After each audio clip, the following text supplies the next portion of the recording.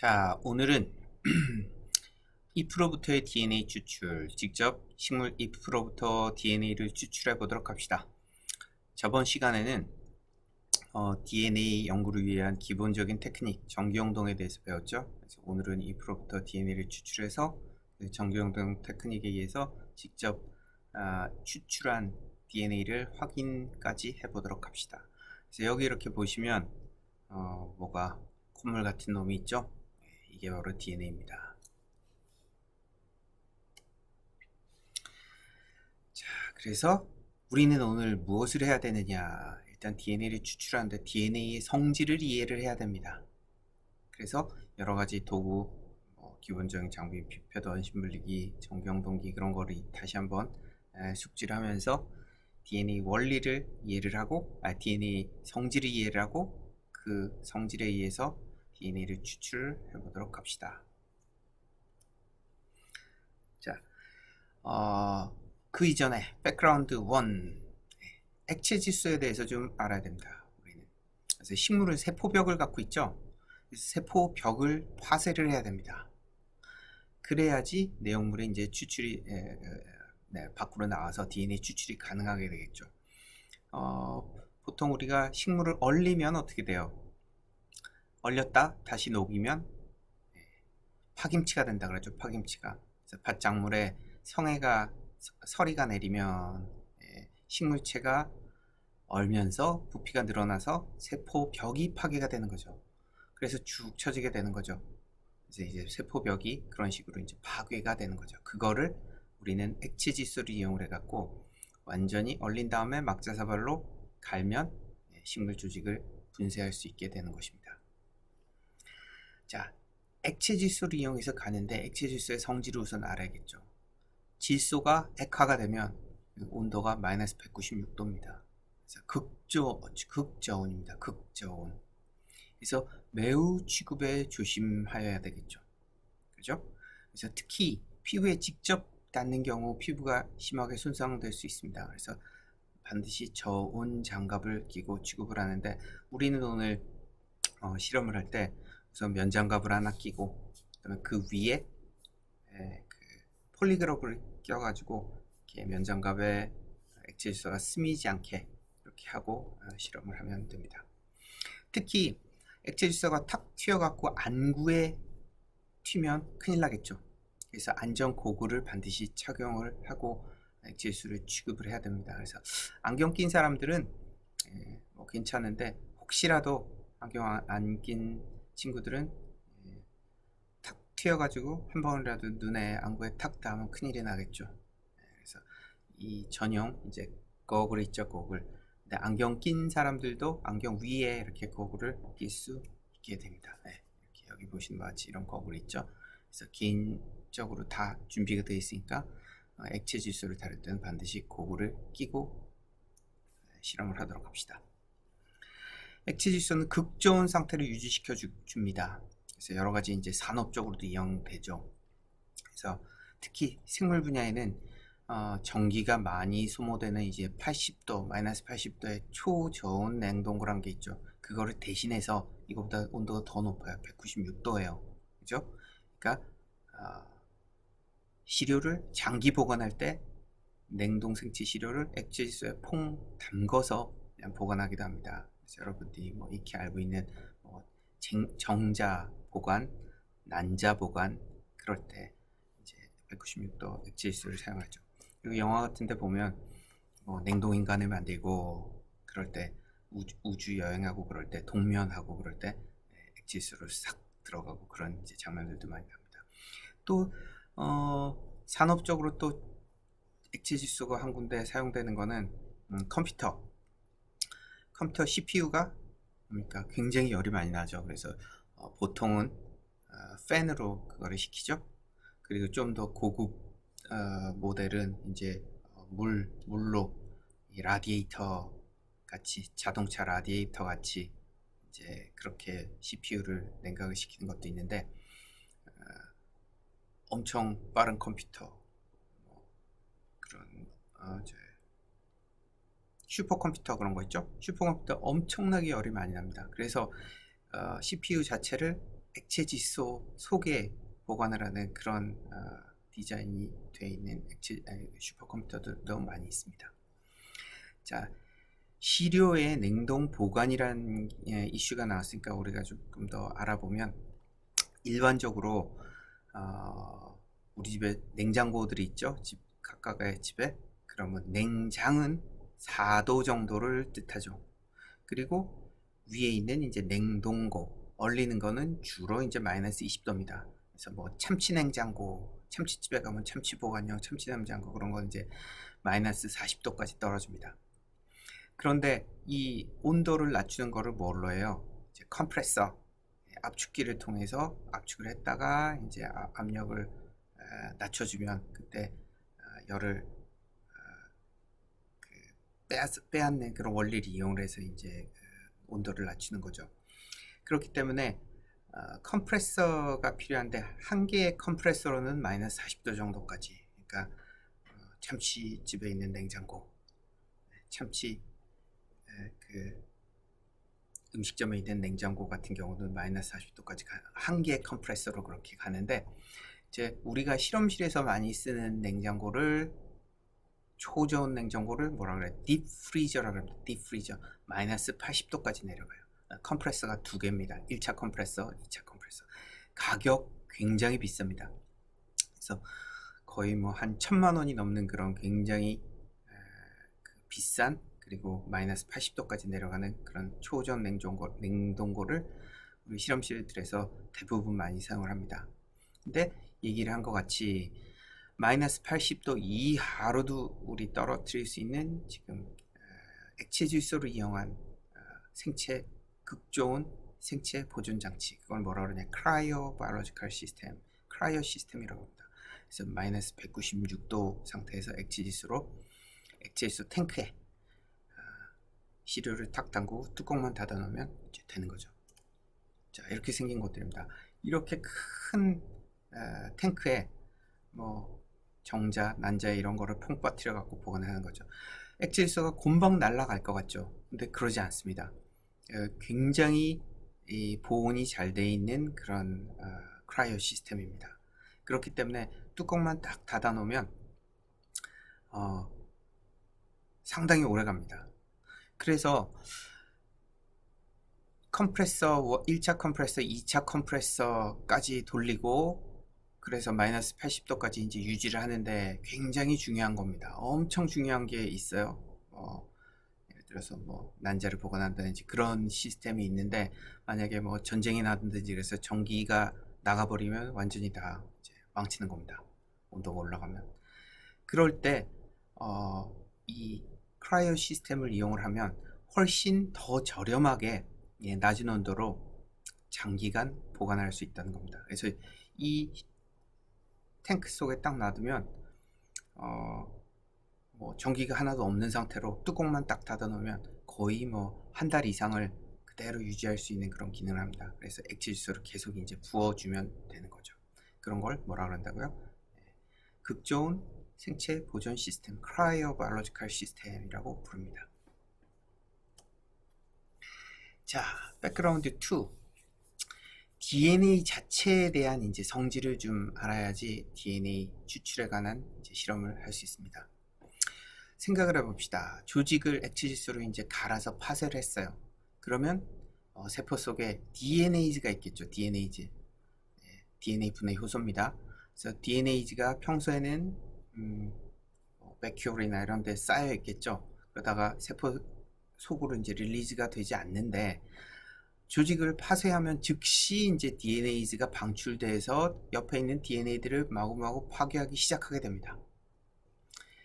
그렇지만 파괴됨과 동시에 우리는 다음과 같은 여러 가지 버퍼들을 넣음으로써 그런 DNA 파괴를 막아줄 수 있습니다. 그래서 첫 번째, 이제 DNA를 갈아서 파쇄하자마자 익스트랙션 버퍼를 넣게 됩니다. 그래서 익스트랙션 버퍼는 여러 가지 이제 조성이 있는데, 그 속에 들어있는 이제 CTAP이라는 물질이 있습니다. 그래서 여러 가지 DNA 추출 방법이 개발이 되어 있는데, 오늘 우리가 할 방법은 식물에 있어서 대표적인 DNA 추출 방법인 CTAP 메소드로 이제 추출하게 됩니다. 그래서 이 C탭과 같은 물질은 계면활성제입니다. 계면활성제의 일종이에요. 계면활성제가 뭐냐? 우리가 익히 알고 있는 뭐예요? 비누입니다. 비누가 더러운 거를 이제 제거를 할 수 있는 그 원리가 뭡니까? 계면활성제.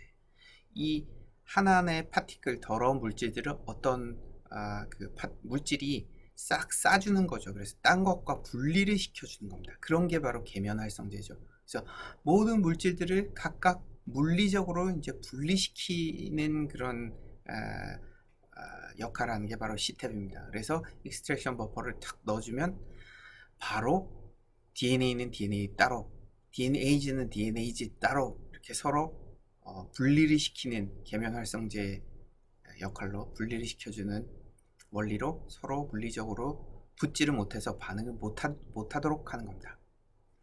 또한 세포막의 주 성분이 인지질을 녹이는 역할도 하죠. 그래서 세포를 이제 터뜨려주는 그런 역할도 합니다. 그게 바로 C탭의 역할입니다.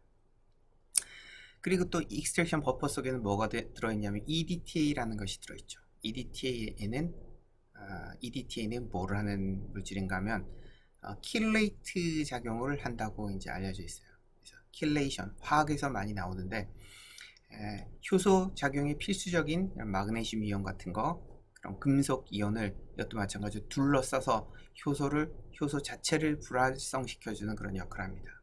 그래서 킬레이트가 뭐냐? 한 개의 리간드가 금속 이온과 두 자리 이상에서 배위 결합을 해서 생긴 착이온을 뜻한대요. 저도 잘 모릅니다. 아무튼 분리시키는 그런 역할을 하는 거예요. 그래서 화학 시간에 배우시고 그래서 C탭, EDTA 같은 성분이 들어있는 그런 익스트랙션 버퍼를 넣어서 반응을 시키고 그 다음에는 이제 클로로폼을 집어넣어 줍니다. 클로로폼은 이런 익스트랙션 버퍼랑은 섞이지가 않습니다.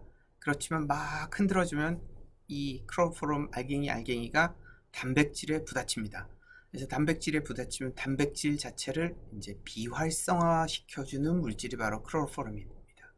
그래서 익스트랙션 버퍼랑 클로로폼을 집어넣고 막 흔들어주면 이제 모든 거기 들어있는 프로테인 성질, 단백질들이 모두 비활성화된 단백질로 이제 되는 거죠.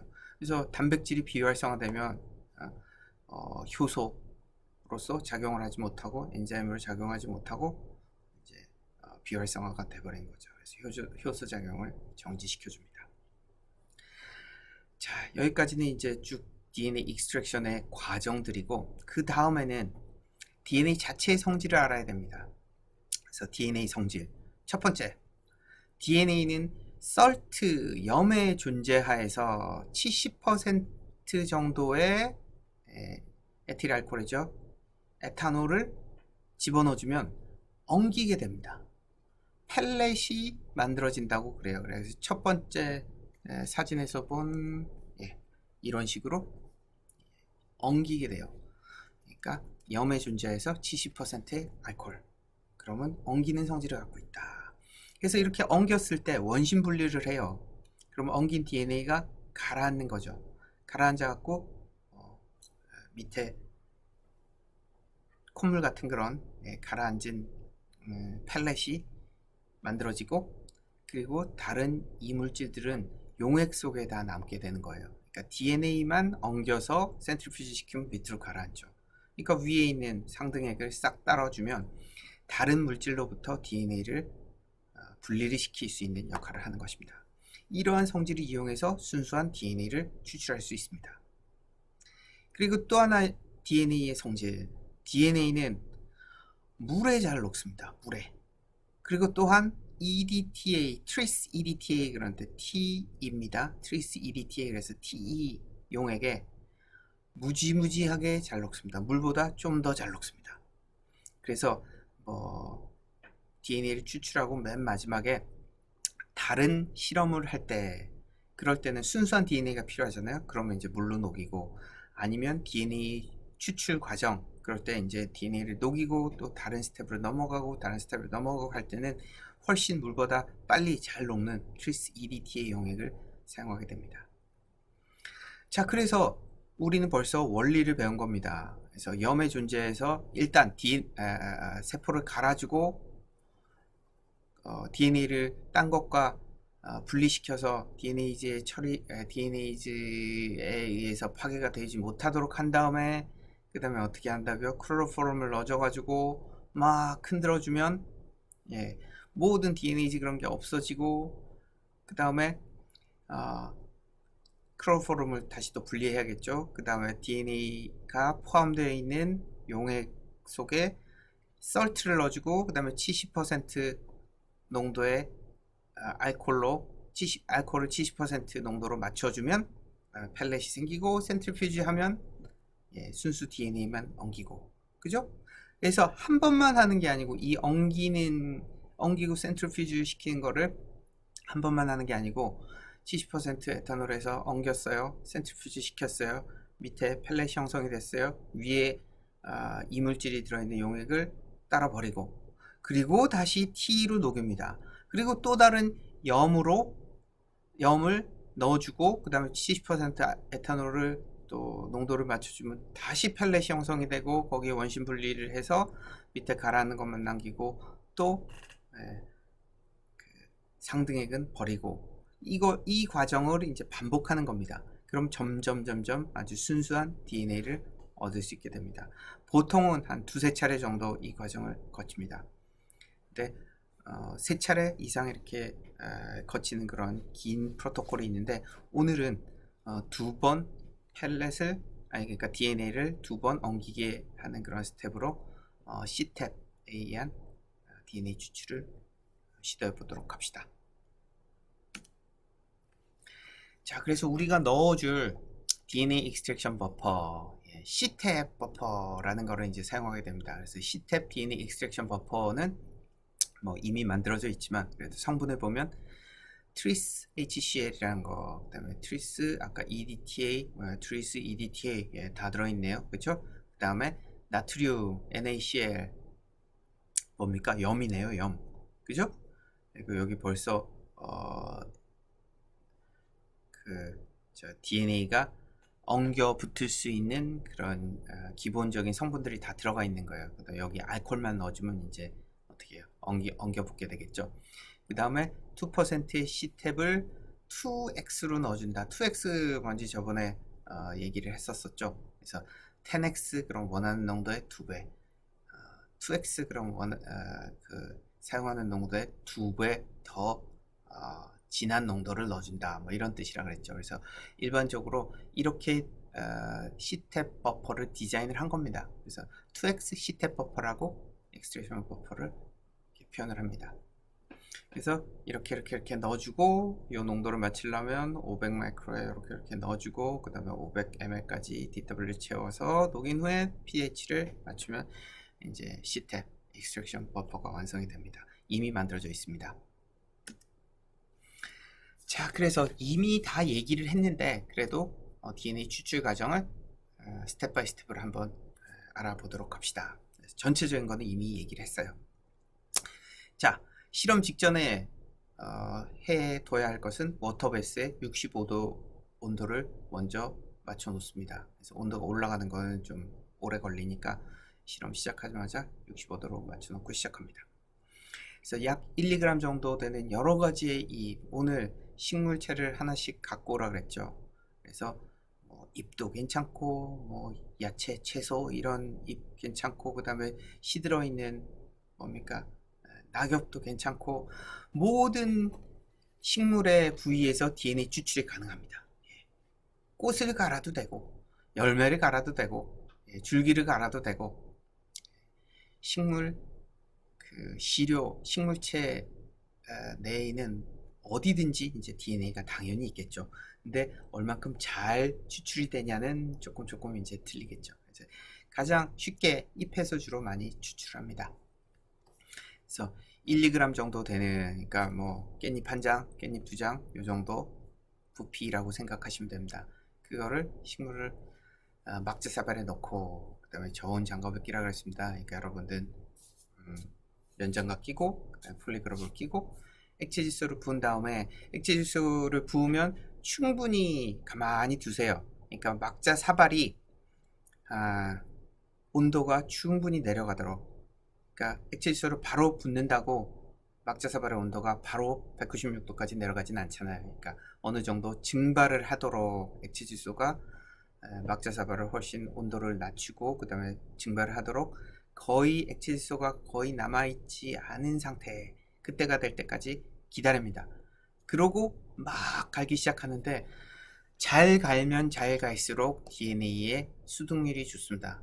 그러니까 엄청나게 열심히 갈아주면 됩니다.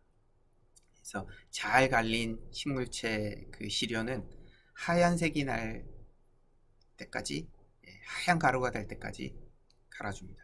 그래서 잘 안 갈린다 싶으면 액체 질소를 한 번 더 이렇게 부어주고 그리고 다시 조금 기다렸다가 열심히 갈면 됩니다.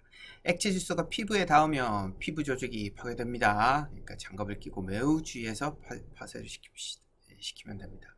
그래서 막자사발 밑에 막자사발을 그대로 테이블 위에 놓고 이렇게 갈면 어떻게 되겠어요? 이 막자사발 밑면이 테이블을 막 긁습니다. 그러니까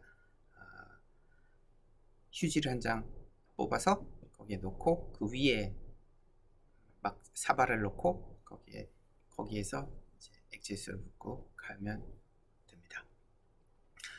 자, 그리고 또 주의해야 될 점은 뭐냐? 약수저로 이제 간 거를 이렇게 긁어가지고 50ml 튜브에 약 0.5g, 그러니까 약수저로 한 스푼 정도 됩니다. 넣으면 되는데 약수저가 온도가 높으면, 그러니까 상온이에요. 근데 간 이 식물체는 마이너스 196도로 갈았죠. 약수저에 닿자마자 어떻게 되냐면 더덕더덕 달라붙습니다. 그런 거를 피하기 위해서 약수저 자체도 액체 질소에 잠깐 담궈 놨다가 이렇게 긁어내면 약수저에 붙지 않고 파쇄된 시료를 긁어낼 수 있습니다. 그리고 자, 아까 얘기한 것 같이 파쇄가 되면, 식물체가 파쇄가 되면 온도가 올라가면 바로 어떻게 돼요? DNA가 활성화가 돼갖고 DNA를 파괴시키기 시작하니까 50ml 튜브에 약수저로 샘플을 넣자마자 준비된 추출용액 시텝 버퍼를 10ml을 넣습니다. 그리고 어떻게 해요? 볼텍싱을 해야겠죠. 여기는 써놓지는 않았는데 터치믹스에서 아주 잘 섞어주면 됩니다. 그리고 여기 써있네요. 예, 볼텍싱 한 후에 그 다음에 65도 중탕기에서 65도 인큐베이터에서 10분간 중탕해갖고 이제 반응을 시킵니다. 그리고 한 5분 정도 지나면 꺼내서 다시 한번 이렇게 흔들어 준 다음에 다시 넣고, 그래서 10분 정도 중탕을 시켜주고 중탕을 시켜주고 나면 이제 10ml에 거기다가 10ml에 클로로포름 대 이소아밀 알코올을 24대 1로 섞어준 용액, 그것을 10ml 정도 취해갖고 이 튜브 속에 넣습니다. 이거는 역할이 뭐라 그랬죠? 클로로포름이 모든 단백질에 닿으면 단백질들을 다 불활성화 시켜줍니다. 그래서 엔자임들을 모두 불활성화 시켜주기 때문에 DNA즈 같은 게 불활성화돼서 DNA가 DNA 파괴를 먹게 시켜주는 거죠. 그래서 클로로포름과 이소아밀 알코올을 10ml 넣어주고 나서는 막 흔들어준다 그랬죠. 잘 섞어줘야 됩니다. 서너 번 뒤집어줘서 잘 섞으면 이제 엔자임이 다 파괴가 되고, 이때 또 주의할 점, 빨간색으로 이렇게 써 있는 거는 매우 조심해야겠죠. 클로로포름과 이소아밀 알코올은 냄새가 매우 심합니다. 그렇기 때문에 퓨움 후드 내에서 다룹니다. 그래서 제가 직접 여러분들한테 10ml씩 따라서 샘플 속에 집어넣어 줄 겁니다. 그럼 여러분은 뚜껑을 꼭 닫고 갖고 가서 서너 번 뒤집어주고 그 다음에 터치믹 볼텍스로 한두 번 이렇게 잘 섞어주면 됩니다.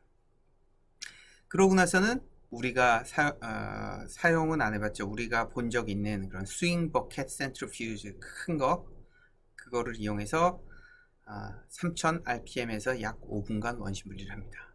그럼 어떻게 되느냐? 상등액이 클로로포름이랑 이 버퍼가 쫙 갈리고 그 사이에 이제 식물체 조직이 분포를 하게 됩니다.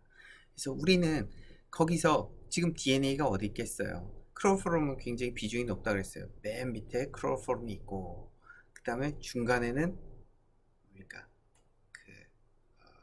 셀 드브리스들, 세포가 파괴된 그 찌꺼기들이 남아있고, 그 다음에 상등액에 지금 DNA가 들어있는 겁니다. 그래서 우리는 상등액만 살짝 파이페팅을 통해서 따냅니다. 그래서 P1000짜리 피펫을 이용해서 상등액만을 세 튜브에 옮깁니다. 근데 초보자는 반드시 500 마이크로로 맞춰 놓고 피펫팅 하라 그랬죠. 근데 왜 그래요? 피펫 설명할 때 다 얘기를 했을 겁니다. P1000짜리는 굉장히 볼륨이 크기 때문에 이거를 탁 놓으면 쭉 빨아들이면서 잘못 이 파이펫 속에까지 들어갈 수가 있어요. 그러면 이제 다 버리는 겁니다. 그거를 좀 방지를 하려면 볼륨을 좀 작게, 여러 번 파이페팅 하더라도 볼륨을 작게 한 500 정도로 맞춰 놓고 하는 게 가장 좋을 것 같습니다. 그래서 여러 번 파이페팅을 통해서 위에 있는 상등액만 최대한으로 쫙 분리를 해냅니다. 대부분의 경우는 약 8ml 16번 정도 파이페팅 하면 이제 다 옮겨지는데 절대 욕심 부릴 필요 없습니다. 상등액을 다 따내려고 파이펫 팁의 끝을 점점 아래로 내리면 잘못하면 파괴된 세포들과 그다음에 클로로폼까지 딸려 올라오게 됩니다. 그러면 안 좋습니다. 당연히 그러면 실험을 망치게 되니까 위에 있는 상등액만 살짝 따는데, 그 다음에 최대한으로 다 파이페팅을 해서 옆으로 옮기지만 조금 남아도 전혀 상관이 없다는 얘기입니다. 자, 이때 아래로 가라앉은 식물 조직 클로로폼 이소아미알 알코올은 이제 나중에 폐기통에, 전용 폐기통에 폐기를 하면 됩니다. 뚜껑을 열면 어떻게 해요? 이제 클로로폼이랑 이소아미알 알코올 냄새가 심하겠죠. 그러니까 위에 상등액을 따서 새 튜브로 옮기고 나서는 그 나머지 이소아미알 알코올과 클로로폼이 들어있는 그 튜브는 후드 속에 갖고 오면 제가 한꺼번에 모아서 폐기하도록 하면 될 것 같습니다. 자, 그런데 이렇게 옮길 때, 상등액을 옮길 때 몇 번 파이페팅 하는지를 반드시 기억을 해두세요. 그래서 옮겨진 상등액의 부피를 알아야 돼요. 부피를. 그래서 아까 뭐라 그랬어요? 16번 파이페팅에서 만약에 8ml 정도가 파이페팅 됐다는 걸 우리가 알고 있으면 그걸 이제 계산을 하는 겁니다. 그래서 곱하기 3분의 2를 해서 그 3분의 2 부피의 이소프로파놀을 파이펫을 통해서 이제 넣습니다. 그래서 여러분 자리에 이제 이소프로파놀을 다 50ml 튜브에 넣어놨으니까 그것을 정확히 볼륨을 측정을 해서 3분의 2 부피의 이소프로파놀을 넣습니다. 그리고 뚜껑을 딱 닫고 이렇게 왔다 갔다 해주면 어떻게 되냐? DNA가 엉기는 것을 확인할 수가 있습니다. 그래서 8ml이라고 가정을 하면 이소프로파놀을 곱하기 3분의 2 하면 5.33ml을 집어넣어주면 됩니다. 그리고 이제 원심 분리를 하는 겁니다.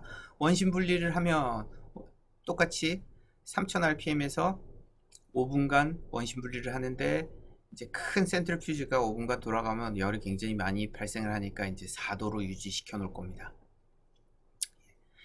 그러고 나서 보면 밑에 이제 펠렛이 아래로 깔아앉아 갖고 펠렛이 형성이 된 거를 볼 수 있습니다. 그러면 뚜껑을 열고 상등액을 싹 부어주면 밑에 가라앉은 DNA는 그대로 남아있고 상등액만 싹 따라버릴 수 있습니다. 그리고 흉 후드 안에서 할 겁니다. 자, 여기까지 그냥 말로 설명했는데 잘 모를 수도 있으니까 사진을 보면서 한번 더 보도록 합시다. 자, 어떻게 됐어요? 액체지수를 막 붓고 있습니다. 액체지수가 통 속에 들어있는 거를 조그만 통으로 옮기고 이제 충분히 막자 사발을 온도를 낮춰야 됩니다. 그래서 먼저 액체지수를 좀 부어 가지고 온도를 충분히 낮춘 다음에 시료를 넣고 액체지수를 좀 더 부어서 한참 거의 다 날아갈 정도로 기다린 다음에 그 다음에 막 갈기 시작합니다. 그래서 열심히 지금 갈고 있습니다. 그러면 다 갈면 하얀색 가루가 될 때까지, 뽀얀 파우더가 될 때까지 열심히 갈아주면 됩니다. 밑에 반드시 잊지 말 것은 여기에 종이를 한 장 깔고 갈라 그랬습니다. 자, 그래서 액체수에 조금 이 약수저를 집어넣으라 그랬죠. 그래서 한 숟갈 요 정도면 됩니다. 한 숟갈 정도 넣어가지고 바로 시테 버퍼를 10ml를 집어넣으라 그랬어요. 그 다음에 볼텍싱 하라 그랬죠. 그런 다음에 어떻게 해요? 3분의 2 볼륨에 볼텍싱을 지금 하고 있는 중이고, 3분의 2 볼륨에 이소프로파놀, 아니죠, 클로로포름 이소프로파놀, 아니죠, 쏘리, 10ml에 클로로포름과 이소아미랄콜이 섞여 있는 그 액을 넣고 볼텍싱을 막 해주면 어떻게 된다고요? 이제 프로테인이 파괴된다 그랬습니다. 자, 프로테인이 다 파괴되고 센트리퓨지를 이제 시켰어요. 그럼 어떻게 되냐? 여기 보면 분리가 돼 있죠. 예, 밑에 클로로폼이 있고, 여기 밝은색으로 보이는 라인, 이 라인이 뭐예요? 예, 세포입니다. 세포 조각들. 그리고 위에 상등액이 있는데 지금 색깔이 굉장히 더럽죠.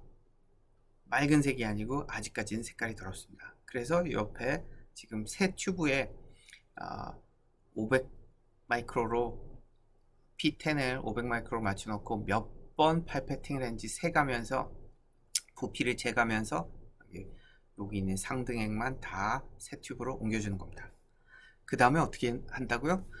요 볼륨이 얼마인지를 이제 알면 그 볼륨 곱하기 3분의 2 볼륨에 이소프로파놀을 집어넣는 거죠. 그리고 이렇게 한 번, 두 번 이렇게 뒤집어 주면 어떻게 되느냐? 지금 이 사진은 이소프로파놀을 그냥 집어넣은 상태고, 이거를 이제 뒤집어 줄 겁니다. 섞어 줄 겁니다. 아직 안 섞어 준 상태예요. 층이 보이죠? 이소프로파놀을 위에 떠 가지고 이제 아직은 섞이지 않은 상태입니다. 샥 섞어 주면 위아래로 이렇게 두서너 번 이렇게 뒤집어 주면 이렇게 엉기는 게 발생을 하는데, 콧물 같이 이렇게 엉기는 게 발생하는데, 이게 바로 DNA 가닥들입니다. 그 상태에서 어떻게 한다고요? 센트리퓨지를 시키죠. 원심 분리를 시키고 나면, 원심 분리 시킵니다. 그러고 나면 지금 원심 분리 시키고 난 거를 싹 뒤집어서 상등액을 다 따라 버린 겁니다. 조금 오래 더 갖고 여기 꼭대기에 펠렛이 뭉쳐져 있는 게 좀 쭉 지금 흘러 내려와서 그런데, 액체들은 하나도 없죠. 그죠? 여기 보이는 게 이제 DNA 덩어리입니다. 근데 아직 어때요? 더러워요.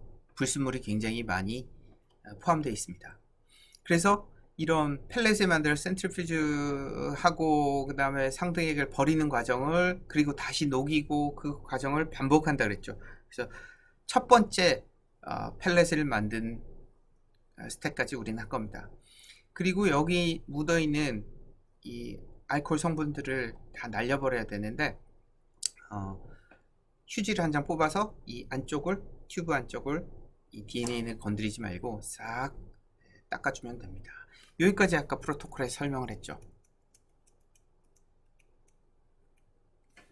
자, 페이퍼 타를 이용해서 튜브 벽의 액체를 제거를 합니다. 그러고 나서 어떻게 해주느냐? DNA를 다시 녹이는 거예요. 5ml의 티 버퍼를 넣습니다. 그리고 넣자마자 DNA가 잘 녹을 겁니다.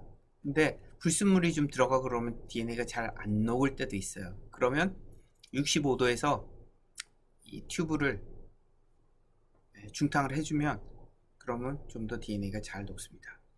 그 상태에서 7.5몰의 암모니움 아세테이트, 암모니움 아세테이트 바로 뭐냐?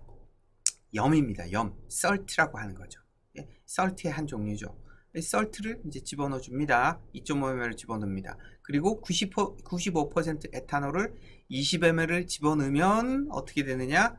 바로 에탄올의 농도가 전체적으로 봐서 약 70%가 됩니다. 그러고 나서 DNA를 서너 번 또 뒤집어주면 또 아까 보는 것과 같이 DNA가 엉기는 것을 알 수 있습니다. 그 뒤에 다시 센트리퓨지를 해주는 겁니다.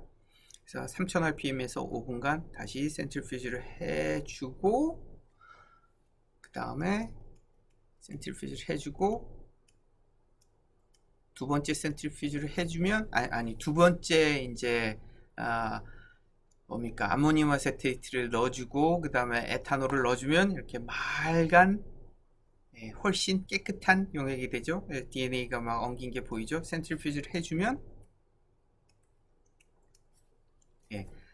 여기 다시 펠렛이 만들어지는데, 그 펠렛이 색깔이 하얘집니다. 처음에는 누렇다가 하얘집니다. 그럼 훨씬 더 순수한 DNA가 된 겁니다. 그리고 튜브를 뒤집어주면 펠렛만 요 끝에 남고 여기 상등액은 다 없어지게 됩니다. 또 마찬가지로 속을 한번 휴지로 닦아주고 전부 다 알코올 성분을 날려버리고, 다시 맨 마지막 단계 다시 어떻게 해요? 완전히 펠렛을 건조한 다음에 1ml 정도의 아주 작은 양입니다. 1ml 정도의 T를 넣어줍니다. 그러면 그러고 나서 완전히 녹여줍니다. 그러면 우리가 순수한 DNA를 이제 얻을 수 있게 됩니다. 추출된 DNA는 볼륨이 1ml밖에 안 되잖아요. 그래서 펠렛이 굉장히 크면 좀 더 많은 양의 T를 넣고, 펠렛이 굉장히 작다, 눈에 보일까 말까 한다, 그러면 좀 더 적은 양의 T를 넣어줘. 제가 이제 다 봐드릴 겁니다. 그렇게 해서 적당한 농도의 이제 DNA를 만드는 거죠. 그래서 볼륨이 굉장히 작아졌으니까 지금 우리는 지금까지는 50ml 튜브 이만한 거로 실험을 했는데, 지금 맨 마지막 단계에서 1ml의 T로 트리스 EDTA로 녹였잖아요. 그럼 그거를 전부 다 1.5ml 에펜돌프 튜브로 옮겨줍니다. 됐죠? 그러면 이제 DNA 추출이 완전히 끝난 겁니다. 그래서 우리는 이거를 가지고 어떻게 해요? 이제 확인을 해야 됩니다. 그런데 추출된 DNA를 확인을 하는데 DNA가 너무 진하면 이제 전기영동이 잘 안 되거든요. 그러니까 그거를 10분의 1로 희석을 합니다. 희석을 해서 DNA를 이제 전기영동을 하게 되면 됩니다. 자, 그래서 우리는 성공적으로 DNA의 추출을 끝냈는데, 저번 시간에 한 것과 마찬가지로 이제 전기영동을 통해서 우리가 추출한 DNA를 확인해 봐야죠. 그래서 일반적인 전기영동 방법, 우리가 뭐 저번 시간에 한 그대로입니다. 그래서 이번 시간에는 이 아가로즈 젤은 다 만들어져 있어요. 그리고 ETBR 대신에 굽규라고 하는 그 ETBR 대체 물질을 썼다 그랬어요.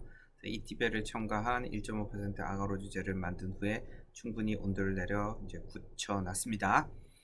그래서 아가로즈 젤을 DNA, 추출된 DNA 10분의 1로 희석한 거를 이제 5마이크로 이제 로딩을 하면 됩니다. 근데 뭐를 섞는다고요?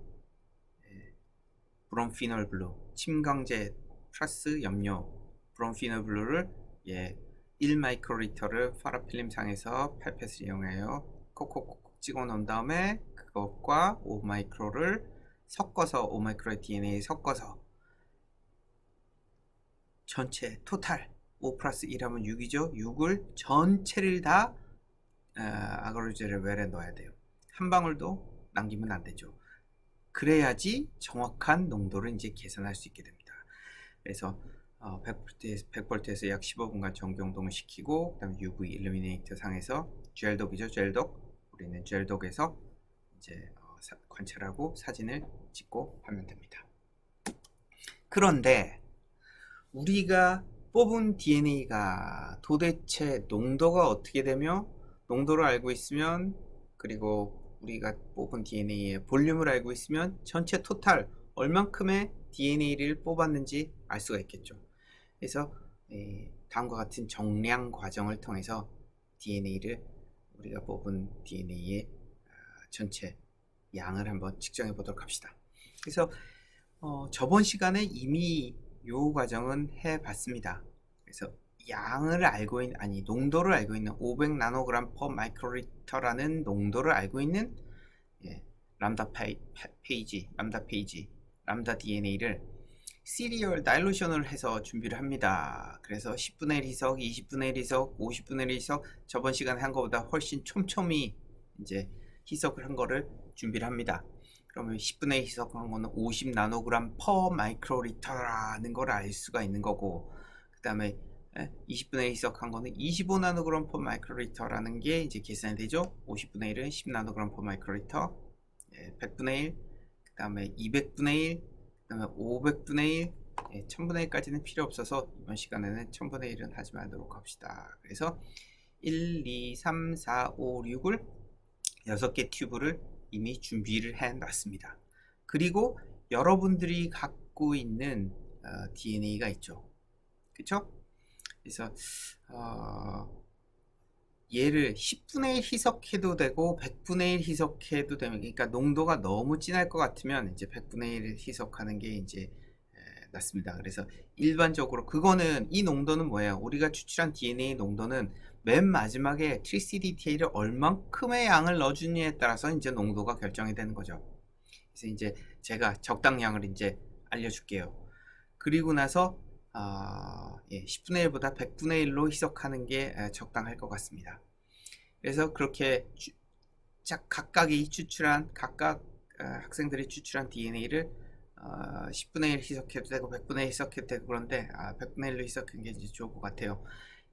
그래서 희석한 거를 준비를 해놓고, 그 다음에 위에 람다 DNA 6개를 준비를 해놓고, 중요한 건 뭐예요? 동일한 양을 로딩을 해야 됩니다.